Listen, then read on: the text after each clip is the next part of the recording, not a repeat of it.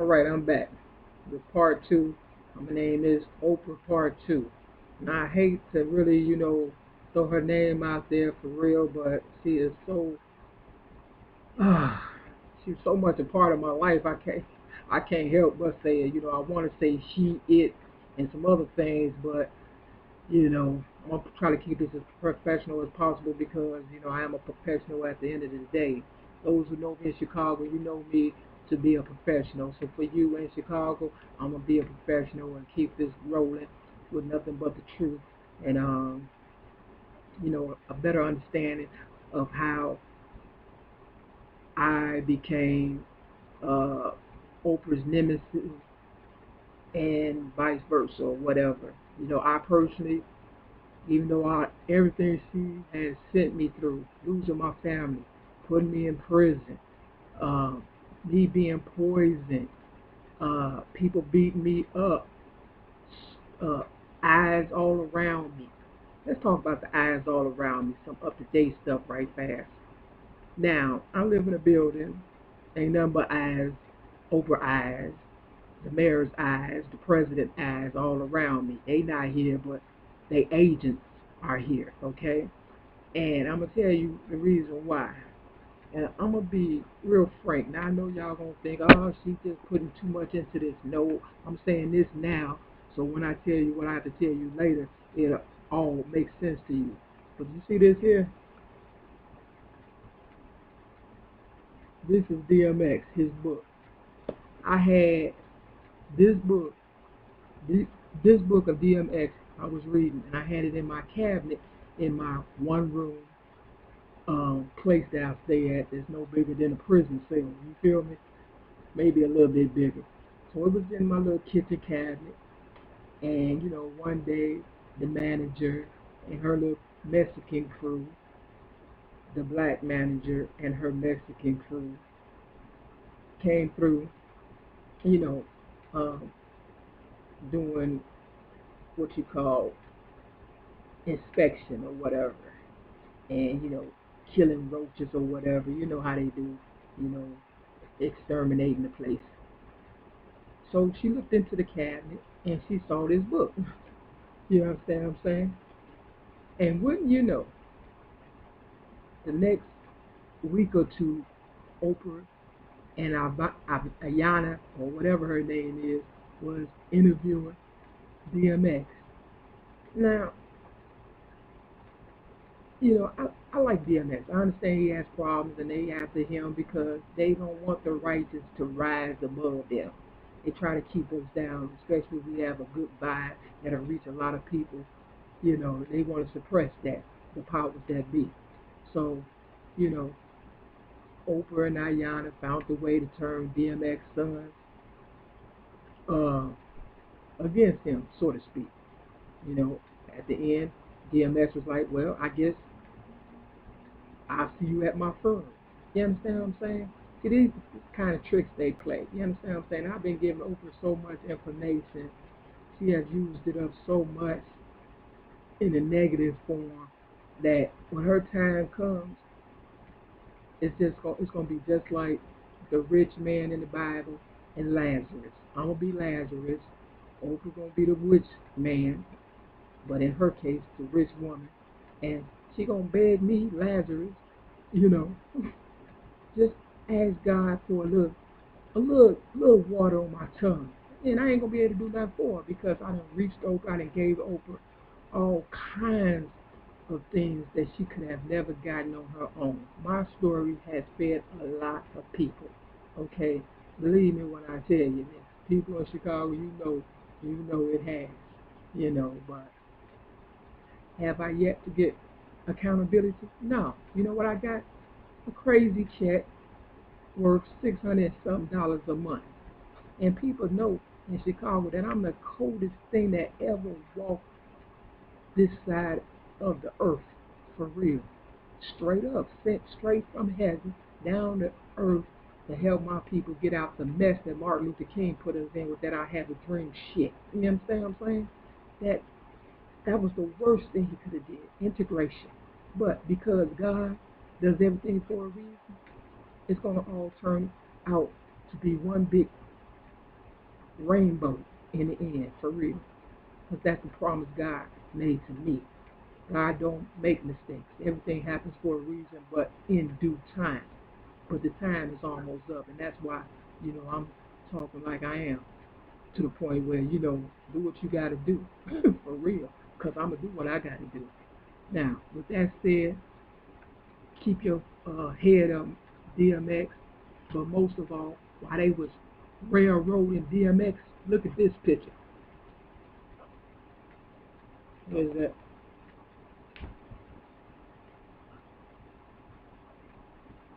Now, you see his wife, the way she's holding one of his sons. I want you to get a good look at that. Why they didn't talk about her, the way she's grabbing on her son's private part? I mean, come on now. What mother does that? Hold the son by his private part like that, taking a public picture? But you want to railroad my man DMX. Come on, man. Stop playing games. We know birds of a feather flock together. It's always the woman that brings the man down. Had I been a man, I have more problems than I have now. But because I am a woman and God put me in the position to think like a man but still be a woman, or I should say, to look like a man but think like a woman, you understand what I'm saying? For real. I'm able to decipher all the bullshit that men and women play, with one another. And especially women against men. Because they try to pull that old bullshit off on me, using women to try to get in my head and figure me out and this, that, and other. And at one point they really thought that I was a sucker for love. And I wasn't on my job when it came to doing God's will. But even while fucking them women and I'm sucking they whatever on my knees, I was praying then. You understand what I'm saying? So don't ever confuse me with some sucker for love type person. That ain't me. I'm always praying to God because I always knew that God was the one I was going to have to answer to in the end. I never lost sight. I just made y'all believe that I had lost sight. And y'all believed a lot of what you wanted to believe, and you deciphered what you wanted, and you figured me to be one way when I was switching up all along. I flipped it, for real, straight up. Now, this is the Daily Bread. I went and got this today. The Daily Bread. And if you go to June the 12th, which is today, a Wednesday, hey, I gotta do this. It's called Unfinished Business. That's what the Daily Bread says. It's called Unfinished Business. Sister Act 1, Sister Act 2. I ain't playing this time, y'all. So step your game up, because I'm finna bring the heat. Now, this is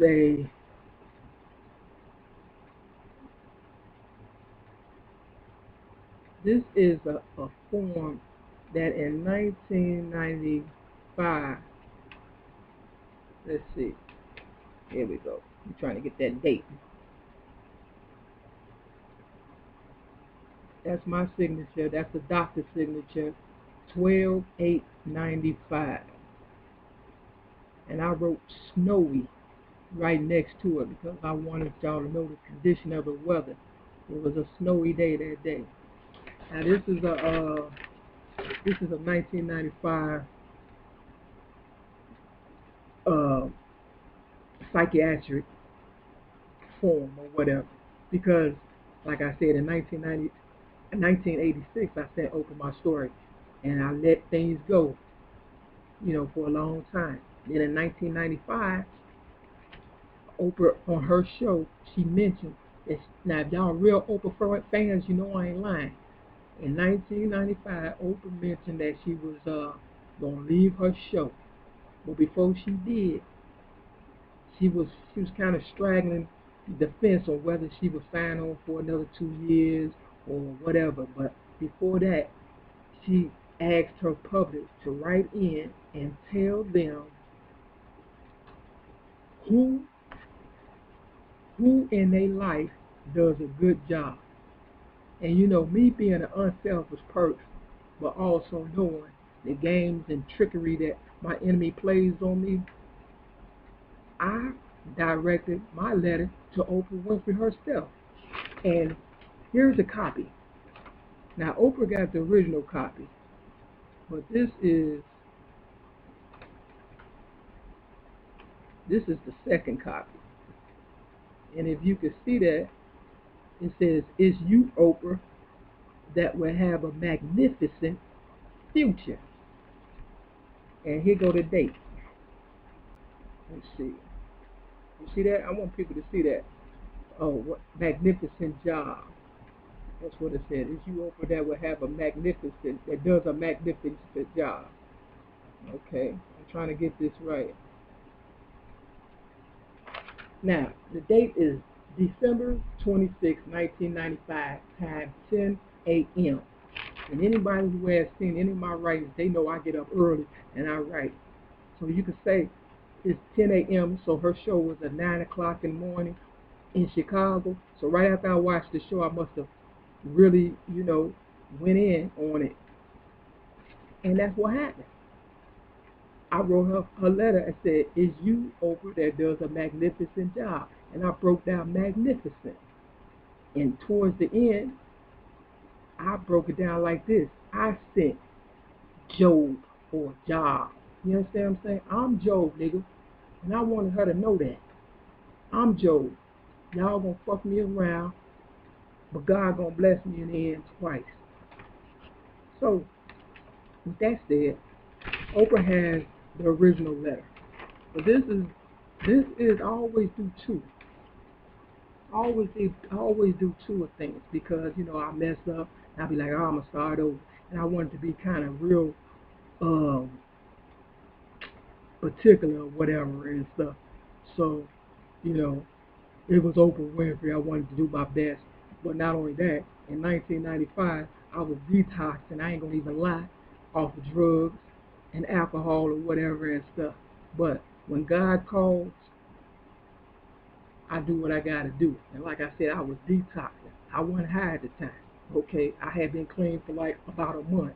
Okay, but I was trying to write my true life story, wait on Oprah to see if she's gonna respond, and detox, and I was in a messed up relationship, and I had just ended a business venture that I was on. You understand what I'm saying? At this flea market where I tried to help my family, and in the end, the only people that got paid was my family. That's another story at another time, but you know how it is when your family smell money and you the meat. Oh, they like hounds in a hen house for a reason. So yeah, that's just kind of like a little piece of what I was going through at the time when I sent my story to her. And I sent my story in 1995 to her with, I believe it was 3 cassette tapes, front and back, with my voice added to music, okay? And I sent her pictures, real pictures, Kodak pictures of me. I mean, the only pictures there was. And you know what? She kept the story in the tapes, but she sent the pictures back because she knew those were really, really important to me, and she sent them back. And that's how I know she got my story for real in 95. Because see, I didn't want to make no mistake this time. So I wanted to see just what type of person she was. And in 95, she sent them pictures back, but she kept the tape and that letter that I showed you and my story and all that. And she's been pimping me ever since. And this book right here is called Oprah. It's by Kitty Kelly. And if you go to the forward on page 7, it says, since 1995, she has required all her employers at Harper to sign a consent form. I'm going to do a part 3. Gotta go.